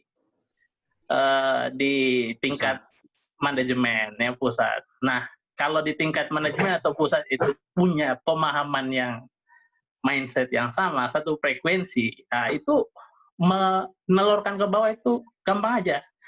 Sebenarnya kalau di apa istilahnya selama ini menjadi aktivis BWA ya, saya sudah 2 tahunan ini kemudian berkecimpung di dunia filantropi, mengenal ya, belajar lah, saya juga belajar bagaimana mengelola filantropi itu apa istilahnya, saya melihat ya itu di BWA kita itu ya hierarki, jadi kebijakan-kebijakan itu pula ada di pusat. Nah, nanti kemudian diturunkan ke bawah. Namun kemudian di bawah itu misalnya di cabang-cabang ya memang harus ada kreativitas ya untuk membangun apa istilahnya, untuk berkembang lah istilahnya kalau mau BWA ini berkembang ya, sehingga termasuk digital fundraising ini yang kemudian dicanangkan oleh BWA sekarang ini yang seharusnya dari dulu sudah diaplikasikan. Ya, walaupun tadi ada kata keterpaksaan karena kondisi pandemi ya, saya kira bukan keterpaksaan dan memang harus kita masuk ke digital. Ya, secara umum seperti apa yang disampaikan tadi Ustaz Pompi itu memang di cabang itu ya, itu sudah apa istilahnya, sudah membangun panel-panel istilahnya. Dulu waktu kita kebanyakan di offline ya kan, itu sebenarnya sudah menjadi panel pertama ya, kalau yang disampaikan tadi ya, kita kemudian sudah keliling hampir, kalau di Makassar itu kita sudah hampir satu Makassar, kota Makassar, bahkan sudah ekspansi keluar itu, kemudian keliling-keliling mengenalkan BWA dan lain sebagainya. Dan kita kan punya data itu sebenarnya sudah salah satu ya, salah satu modal ya dalam digital fundraising, dan itulah yang kita pakai sekarang sebenarnya. Hanya tinggal yang saya lihat adalah penataan sistemnya itu yang mesti harus manajemen tadi yang disampaikan sebagaimana yang disampaikan Ustaz Pompi itu ya, sistemnya itu yang harus diperbaiki lagi dan dilihat kira-kira di mana apa istilahnya persoalan lainnya yang harus diselesaikan, atau mungkin kemudian untuk apa istilahnya memperbarui data-data itu kemudian dia dilakukan, dicari-cari yang baru-baru lagi ya, database baru lagi istilahnya, kalau kita database baru lagi yang kemudian kita mulai dari bagaimana ya, seperti yang kemarin sebenarnya waktu Ramadan itu sudah luar biasa BWA bikin kajian-kajian setiap hari ya kan, itu kan bisa menjadi salah satu panel kita untuk apa istilahnya mengumpulkan para calon-calon wakif yang memang dari awal sudah punya interest dengan BWA. Saya kira seperti itu, Sat. Jadi apa istilahnya, memang di BWA itu yang saya lihat memang harus dimulai dari lingkaran atas, ya. Kalau di bawah mah itu ya biasanya ngikut saja, ya kan, ngikut saya. Tapi kalau mau kreatif ya bisa sih sebenarnya, bisa. Saya kira seperti itu. Itu masukan saja dari saya. Ya, terima kasih. Ya, makasih. Jazakallah khair, Ustaz Martin. Nah, itu Ustaz Pompi itu senyum-senyum aja itu beliau. Tinggal pilihan aja sekarang. Menurut saya tidak perlu nunggu gitu ya. Berjalan berseiring aja. Di satu sisi pusat lagi menyiapkan bagaimana platform, sistem pengelolaan platform crowdfunding itu bisa dilakukan. Cabang kalau mau ada kreasi yang bisa diinisiasi sebagai satu pengelolaan sistem di level cabang dengan metodologi pengelolaan funneling tadi yang tadi sudah Ustaz Martin sampaikan, funnelingnya itu sudah dilakukan sebetulnya pada konteks kegiatan offline gitu. Tinggal bagaimana memigrasikan yang offline itu, yang kultur offline itu menjadi pengelolaan yang online itu kan sebetulnya. Dan Surabaya untuk case Ustadz Nasruddin itu kan dicoba dengan model seperti itu ya, dengan kearifan-kearifan lokalnya seperti itu. Nah, tinggal menurut saya ya dicoba aja menurut saya bagaimana pengelolaan online-nya itu nanti sembari pusat itu bisa menyiapkan pengelolaan yang digerakkan oleh kebijakan pusat untuk akhirnya bisa mengelola itu secara terintegrasi antara cabang dengan pusat. Itu komentar saya. Monggo Ustaz Pompi, adakah rekomendasi yang ingin disampaikan terkait dengan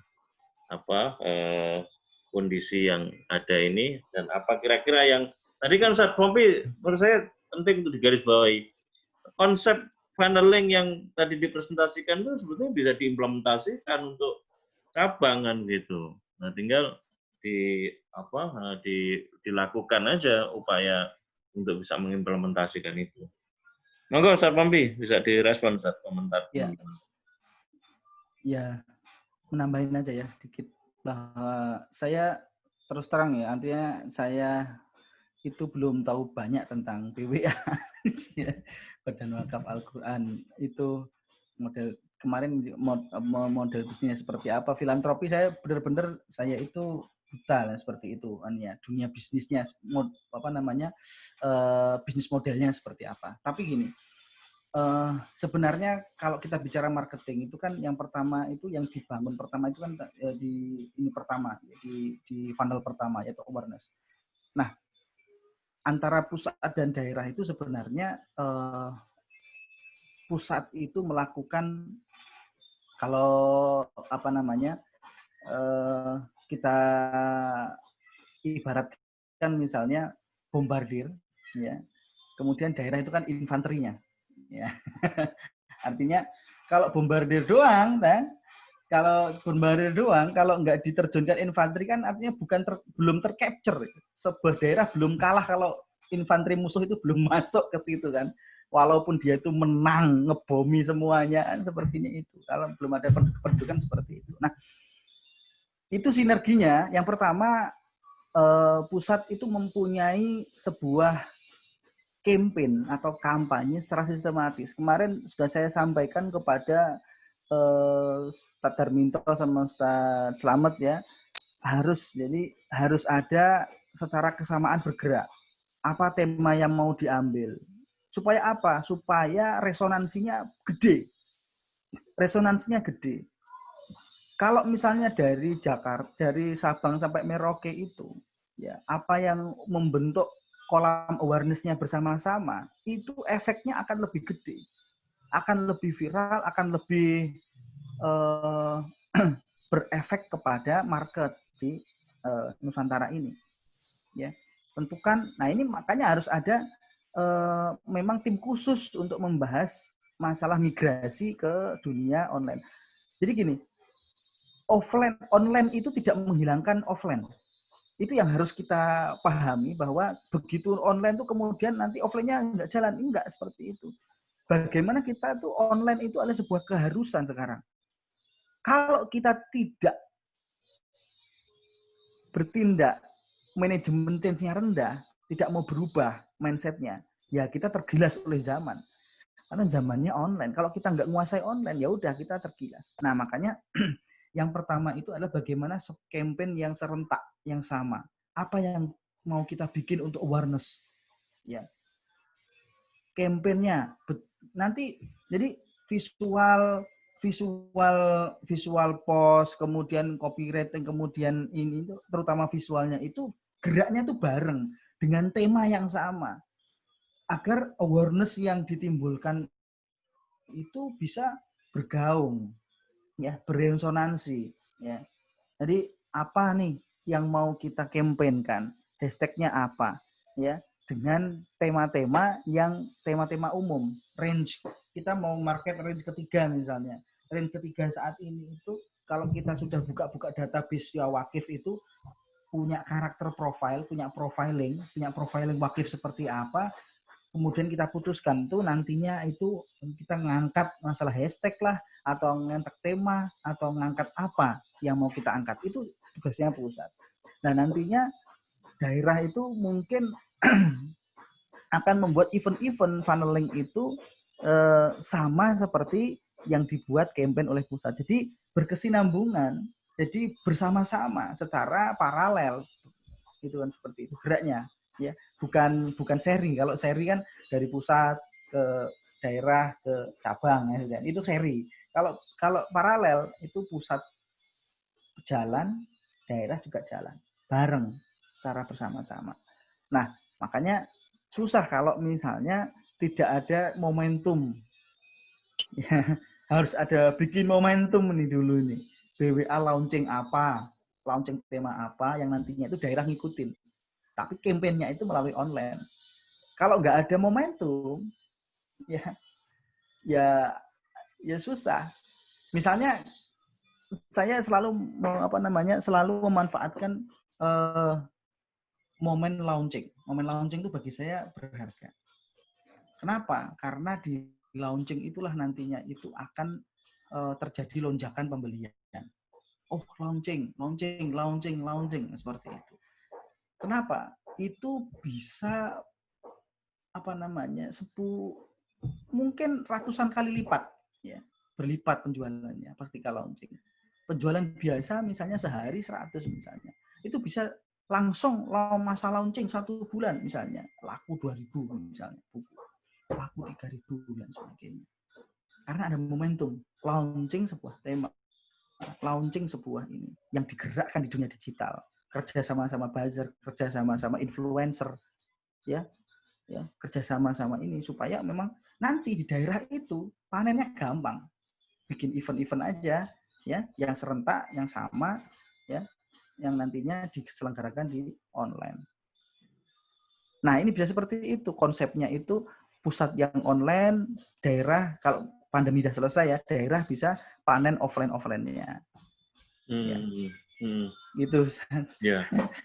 Mungkin bisa dibayangkan ya, dibayangkan seperti itu. Kalau nggak ada momentum, saya rasa nggak bisa, efeknya nggak bisa gede.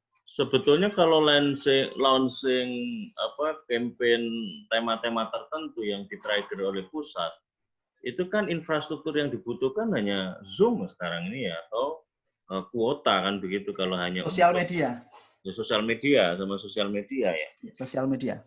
Nah, kalau mau misalnya mau meng-create satu campaign atau launching satu tema-tema tertentu misalnya untuk bisa memberikan penguatan keberadaan cabang di berbagai daerah dengan Wakif yang dikelola, misalnya kan ada tinggal nyiapin ruang Zoom-nya kan, Zoom Meet-nya saja kan, nanti mengelola itu. Dan investasinya kan hanya itu. Tinggal nanti apa ini idenya kan begitu. Kepala-kepala cabang kan bisa meng-create itu. Seperti apa nanti berdasarkan atas blueprint campaign yang di-trigger oleh pusat kan begitu. untuk agar kemudian kampanye itu bisa berskala nasional, karena setiap cabang itu mengimplementasikan satu tema campaign yang sudah ditetapkan oleh pusat misalnya. Jadi nggak perlu seperti yang dulu zaman offline ya, perlu hotel gitu, perlu nyiapin makan, kan enggak kan, hanya boros dulu. Zoom Meet saja kan, untuk bisa merealisasikan jamiyah zoomiyah itu kan, jamiyah zoomiyah itu. Jamiyah zoomiyah itu kan bisa direalisasikan dari masing-masing cabang. Kalau misalnya cabang nggak tersedia satu narasumber yang misalnya skalanya skala nasional untuk memberikan daya tarik, kan bisa sinergi dengan pusat. Kan pusat sudah bisa mengkoneksikan dengan narasumber nasional, dan karakter narasumber itu sekarang lebih mudah dengan metode Zoom itu. Saya misalnya mengambil pengalaman kegiatan yang saya selenggarakan di 2 rubrik yang saya bina, misalnya melalui Pusat Kajian Analisis Data, pakai forum fokus grup diskusi, itu sangat mudah sekali. Mereka punya kesesuaian mudah dan murah ya, mudah dan murah. Saya nggak bayarin tiketnya, saya nggak nyiapin hotelnya, terus kemudian bisarohnya juga bisaroh jazakumullah khairon, kan begitu. Nggak usah pakai bisaroh yang ada tulusnya, kan gitu. Hanya sekedar jazakumullah khairon, karena beliau punya kesamaan idealisme, gitu. Sangat mudah sekali, tinggal bagaimana kreativitas yang dilakukan oleh cabang-cabang untuk bisa membuat sebuah yang tadi itu kolam-kolam untuk bisa mengedukasi dulu keberadaan program kita dan keberadaan Badan Wakaf Al-Quran sebagai sebuah institusi fundraising. Saya kira bisa sangat mudah dan murah bisa kita lakukan itu kalau kita mau lah. Sehingga dari situ, dan itu pun kalau kita misalnya tadi kepentingannya untuk memprofiling wakif kita bisa bikinkan Google Form ke mereka dengan karakteristik kebutuhan informasi yang kita butuhkan, soal jenis kelamin, soal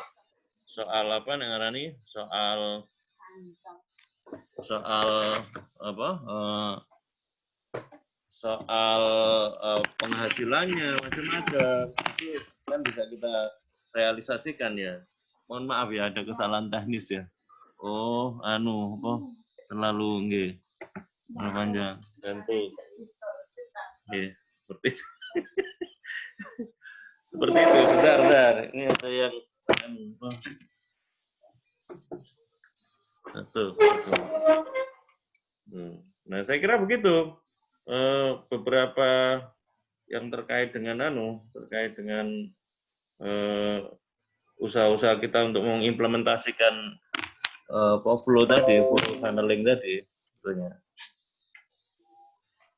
Monggo teman-teman yang lain, barangkali mungkin ada yang mau merespon. Ini ada Ustadz Ahmad juga dari Tegal ini. Saya lihat juga ada Ustadz Ahmad, barangkali mungkin ada yang mungkin bisa disampaikan supaya kita bisa sharing info. Atau Ustadz siapa ini? Banyak ini Ustadz ini. Berapa lama Ustadz antum bisa membangun proses funneling itu akhirnya bisa sampai closing gitu, untuk ukuran bisnis itu Ustadz?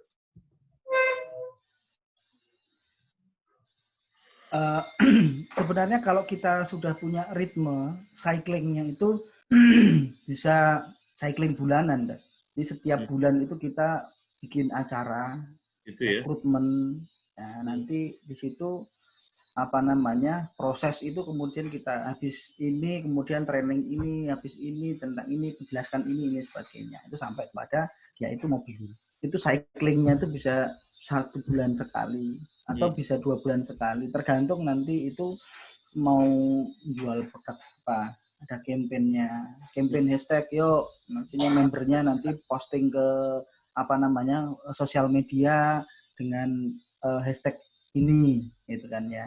Kalau misalnya kita mau menyelenggarakan parenting talk show misalnya, nah nanti member itu upload nanti ya.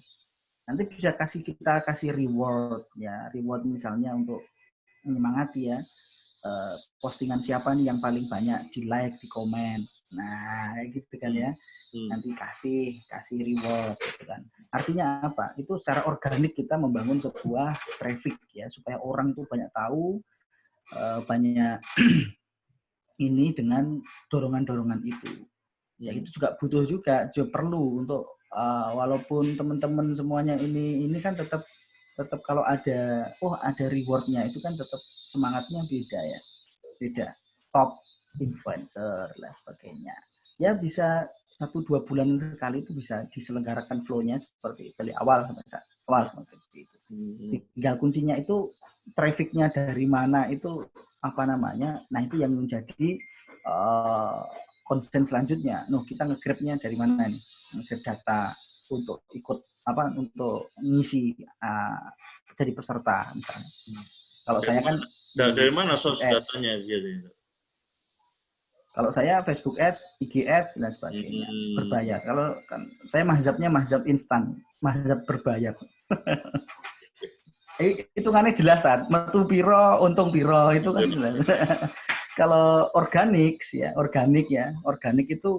itu akan apa namanya konsisten, tapi mempunyai kelemahan yaitu membangunnya itu perlu waktu dan kerja keras. Ya itu kan ya, misalnya bangun sebuah channel aset digital. Nah itu untuk bikin subscriber atau follower berapa ratus ribu dan sebagainya itu butuh kerja keras, bikin konten kemudian ini. Tapi kalau kita bayar Google, bayar YouTube, bayar Facebook, bayar Instagram, tampilkan postingan saya ke 1 juta orang misalnya, nah itu instan. Itu berapa persen dari biasanya dari yang selama ini dilakukan, dari closing-nya itu berapa persen biaya yang dikeluarkan untuk inventarisir database itu berbayar itu? Kalau saya sih biasanya ya 1/5 lah. Ini mahal juga, mahal juga. 20 biaya 10-20% lah untuk misalnya per hari udah jutaan ini spend iklannya udah jutaan ini. Bukan jutaan, puluhan juta sampai ratusan juta. Ya miliar di sana Pak. tapi dia hasilnya ratusan dia ya, bahkan miliar. Ya amin. Jadi seperti itu aja sih konsepnya, bangun konsep kemudian cari cara untuk traffic. Nah untuk membangun traffic itu sebenarnya nyari traffic itu nggak usah semuanya main, pusat aja yang main, pusat aja yang iklan. Misalnya kalau mau model payment berbayar ya, buying media, membeli media Facebook, membeli YouTube, membeli IG, Instagram, itu cukup pusat yang bermain. Ya. Nanti didistribusikan ke daerah. Nah, bikin kolam-kolam tuh daerah, cukup beli kolam-kolam daerah, cukup buat kolam-kolam, ya pusat yang campaign, daerah yang nampung. Mekanisme tekniknya gimana bikin kolam-kolamnya? Gimana? Ya misalnya contoh mau pusat bikin campaign apa, ya? Oh nanti beberapa hari ada awareness-nya, bikin awareness dulu, ya. Kemudian orang tuh mulai ngeh dengan campaign kita, ya. Pejuang Quran lah, apalah yang herois apa seperti itu. Sudah ngeh, sudah tahu kita ada campaign itu masyarakat. Kemudian dibuat acara secara nasional. Ada misalnya gathering atau temu apalah bikin acara terus sebagainya. Nah, nanti kalau yang daerah Surabaya ikut link ini, daerah Jawa Tengah klik di link ini, daerah Makassar klik link ini. Nah, nanti kolam itu akan masuk ke daerahnya masing-masing dengan eventnya di daerah masing-masing. Nah, setelah itu kemudian daerah itu membuat event tadi kan, udah nanti biar ngurusin daerah. Flow-nya kayak gitu aja. Iya. Sebetulnya itu rasional logik juga ya kalau melihat misalnya tren pengelolaan online sekarang dengan konsep misalnya katakanlah persentase dari operasional cost-nya itu 20%, kalau online-nya ini mungkin di kisaran 12-13% spellingnya itu bisa dipakai untuk trigger itu ya oleh pusat misalnya lah ini ya, sebagai sebuah gambaran lah. Kalau memang perwakilan ngomong pusat ini ada nggak di sini ya? Perwakilannya ada nggak pusat? Ustadz selamat ya. Nanti dibikinkan forum nanti. Oh gitu. Oh jadi ini biar ada kluster event provokasi ya. Biar di tataran pengambilan kebijakan nanti dibikinkan forum sendiri. Tapi mereka ini yang kepala cabang sangat nangkep ngerti apa yang saya sampaikan. Gitu. Ya ini provokasi karena selama ini cabang tuh nggak ada alokasi, budgetnya nggak ada. Jadi memang apa namanya ini ilmunya dulu. Selama ini memang belum pernah ada. Saya juga belum pernah Facebook Ads ya yang berbayar itu belum. Ini kendala memang yang kalau dari ini tadi kayak ada Pak Ihsan ya masuk ada ya. Nggak ada ya. Coba nanti ada di inti Pak Ihsan nggak ada. Pak Yatno nggak ada juga nih ya. Sudah keluar, Seth. Udah keluar. Udah keluar. Nggak ada budgetnya masalahnya nih, Bro. Budget itu nggak ada. Tapi seandainya gini, seandainya realistis ya, misalkan sendiri nggak enak. Kita keluarin misalkan sebulan 3 juta, sehari 100. Kalau seandainya ini menguntungkan, saya pikir boleh kok. Jadi sebagai bentuk operasional marketing itu. Jadi misalkan nyoba ya, nyoba dulu Semarang misalkan ya sehari 100.000, sebulan kan 3 juta itu. Kalau ternyata oke, tak pikir ada hasilnya. Daripada ini kan mulai pusing nih, datanya udah mulai habis, WA-nya juga sudah berkurang. Ini harus dicoba nih. Saya mau nyoba ini sebenarnya nih, cuman belum berani nih. Udah tak ajuin RAB-nya belum di ACC nih, Ustaz Salam. Tapi kan tadi kalau menurut saya daerah bermain sendiri-sendiri itu nggak efektif itu. Nggak efektif ya. Iya benar. Tadi tengkrenya artinya ya. Kalau cuma kecil-kecil, apalagi kampanyenya nggak sama. Kampanye apa sih? Di Makassar ngomong apa, di Jawa Tengah ngomong apa, di Jawa Timur ngomong apa. Akhirnya kan tidak ada kesatuan konsep, padahal satu tubuh seperti itu. Nah makanya harus ada sebuah konsep yang memang secara strategis itu ada flow-nya, ada mapping-nya. Bulan ini kita campaign ini total-totalan, bisa kayak gitu. Kemudian bulan berikutnya bikin event di daerah-daerah secara digital eventnya. Ya kayak gitu kan ya. Ininya ini. Nah, itu. Kalau main sendiri-sendiri daerah-daerah saya rasa enggak. Karena itu juga ini.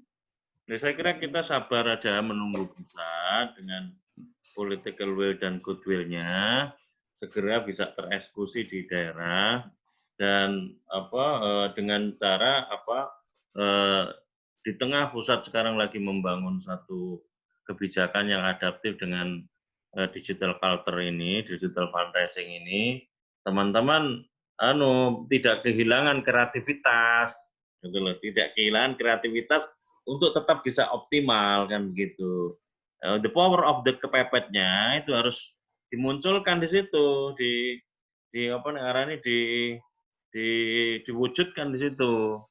Nah, sambil nanti coba kita sampaikan beberapa usulan-usulan rekomendasi ke pusat supaya segera bisa inherent dengan kondisi yang ada sekarang. Karena memang kalau yang disampaikan oleh Ustaz Pompi tadi memang itu wilayah pusat untuk segera bisa mengeksekusi. Jadi itu supaya seragam gitu loh. Saya kira kemarin waktu Ramadan seperti yang disinggung oleh Ustaz Martin tadi sudah bagus itu. Kan ada banyak event-event.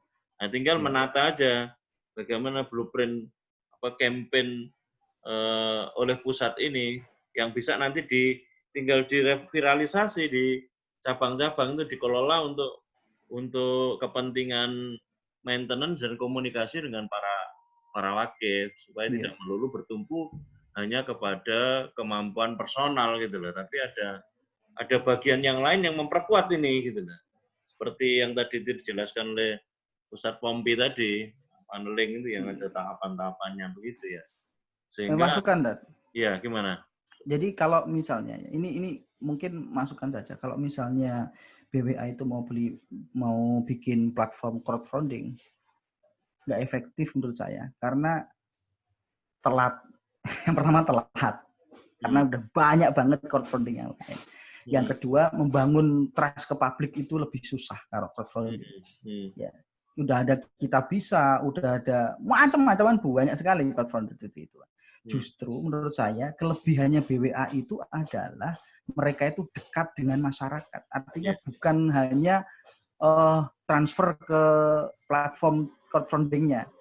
Itu kan secara trust memang kita membangunnya harusnya lama, kemudian kalau mau sekarang kayaknya nggak cocok campaign untuk platform tersebut. Menurut saya bahwa justru market itu orang-orang di Indonesia ini justru harusnya itu BWA melakukan campaign bahwa mereka itu ada di mana-mana. Itu yang justru malah diunggulkan value-nya. Kita bisa VS BWA kalau misalnya mau bikin platform crowdfunding itu ya kalah jauh kita sama kita bisa. Tapi kita bisa itu enggak punya orang-orang di daerah. Ya. Value ini yang harusnya kita majukan, bukan kemudian ini. Maka cukup membuat sebuah landing page, membuat sebuah profile, membuat sebuah campaign yang nantinya itu ditonjolkan ini kantor daerah seluruh Indonesia. Kalau Anda mau berwakaf, silahkan di daerah terdekat. Jadi tugas pusat itu malah justru membuat daerah itu maju, membuat daerah itu, karena kan sumbernya kan dari daerah semua, misalnya kayak seperti itu. Ya, truknya kan di daerah semua. Tugas pusat itu campaign untuk agar daerah itu banyak lead yang masuk. Gimana supaya daerah itu lead-nya masuk? Orang Semarang transfernya ke Semarang, orang Surabaya transfernya ke Surabaya, orang Malang mau berwakaf ke Semarang. Untuk apa? Ada dua. Yang pertama kepercayaan, yang kedua manajemen after sales-nya. Jadi maintainnya itu nanti kan gampang gitu loh. Melayani jemput misalnya, jemput bola, jemput parkir. Nah, konsep digital ini memang agak berbeda dengan konsep yang sebelumnya. Kalau kita sebelumnya misalnya presentasi di masjid-masjid, di kantor-kantor, tapi campaign digital itu tujuan marketnya itu personal, bukan lembaga. Kalau lembaga nggak cocok. Nah itu nanti bisa bisa dikulik lah cocoknya seperti apa. Kalau mempengaruhinya itu personal, bukan lembaga. Anda nggak bisa campaign itu tujuannya itu untuk lembaga-lembaga tertentu. Tapi marketnya itu adalah personal, bukan lembaga. Bukan, jangan samakan kita ke masjid-masjid, jangan samakan kita ke kantor-kantor. Tapi kita memang bagaimana supaya mempengaruhi personal. Itulah usulan rekomendasi dari Al-Ustadz Pompi Saiful yang dirahmati Allah Subhanahu wa Ta'ala. Soal bagaimananya ya nanti terserah kepada Badan Wakaf Al-Quran. Gitu. Ya nanti rekamannya kasih ke Ustadz Heru aja ini. Poin pokoknya adalah bahwa kita sudah menserap ilmu beliau, informasi beliau terkait dengan bagaimana tadi konsep funneling yang menjadi basis bantalan untuk bisa closing, dan semoga pola seperti ini bisa kita implementasikan untuk kegiatan digital fundraising ya, sehingga kita bisa punya banyak referensi lah terkait dengan bagaimana seharusnya kita bisa mengoptimasikan pengelolaan digital fundraising.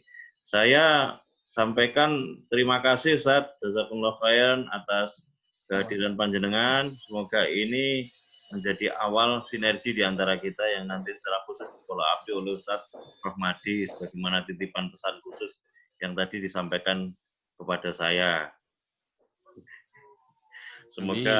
Semoga keberkahan senantiasa melingkupi kita. Kepada para ustadz yang telah hadir menghadiri digital fundraising yang kelima ini, juga saya sampaikan mohon maaf apabila mengantarkan diskusi ini banyak kesalahan, dan semoga kita semakin hari semakin bisa menemukan satu pola pengelolaan yang tersistem, terus kemudian nanti pada ujungnya meningkatkan kemaslahatannya kepada umat, bagaimana pengelolaan wakaf ini bisa dirasakan dan menjadi sesuai dengan yang menjadi moto dari Badan Wakaf Al-Quran, menjadikan wakaf Al-Quran sebagai gaya hidup kita. Saya sampaikan jazakumullah khairan kepada Ustadz Pompi dan teman-teman semuanya yang hadir. Semoga kita senantiasa mendapatkan keberkahan dari Allah Subhanahu wa taala. Jadi saya cukupkan. Bila taufiq wal hidayah. Assalamualaikum warahmatullahi wabarakatuh. Mari kita tutup dengan bacaan Waalaikumsalam warahmatullahi wabarakatuh. dan doa penutup majelis. Astagfirullahaladzim, astagfirullahaladzim, astagfirullahaladzim. Astagfirullahaladzim. Subhanakallahumma wa bihamdika Subhanallah. asyhadu an la ilaha illa Asyhadu an la anta ilaha illa anta astaghfiruka Baik. wa atubu ilaik. Matur suwun, Ustaz Pompi. Matur suwun teman-teman. Ustaz Rahmadi, Ustaz Nanang. Ya. Ustaz Ya, masih Martin, Ustaz. Salam. Ya. Ustaz Ya. Muhammad, Ustaz Ya. Ustaz Huden yang nggak mengeluarkan videonya, Ustaz Abu Dikri. Ini semuanya di seluruh Indonesia. Ustaz Ini Budiman, Ustaz Budiman. Ustaz Budiman. Tadi Pipanya gimana kemarin? Ustaz Vicky, Ustaz Abu Dikri. Ya, semoga tambah sukses. Amin, amin. Ya, Ustaz Vicky. Ustaz Budiman ke orang suaranya ya? Besok hadir ya di forum dokter ya. Iya. Kita bikin Iya, Ustaz pengawasan Rahmadi. di forum Woi, dokter. pipanya sukses kemarin. Alhamdulillah pipanya udah sukses semua dari 7 kontainer baru Bus. datang berapa? 5 kontainer kurang 2 kontainer. Masya Allah.